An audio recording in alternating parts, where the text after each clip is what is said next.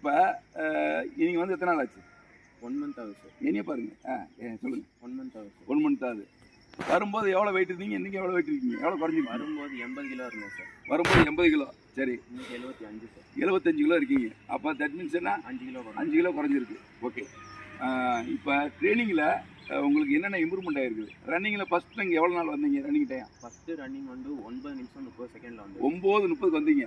சரி, ஓகே. இன்னைக்கு டெஸ்ட் போட்டோம். என்ன டைம் உங்களுக்கு? 7 நிமிஷம் 10 செகண்ட். 7:10க்கு வந்திருக்கீங்க.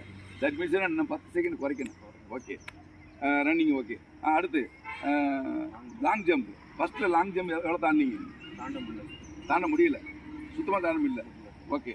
இன்றைக்கி டெஸ்ட் போட்டோம். இன்றைக்கி சண்டே. எவ்வளோ நீங்கள் தாண்டிங்க? 1 ஸ்டார் கிளியர் பண்ணிட்டீங்க.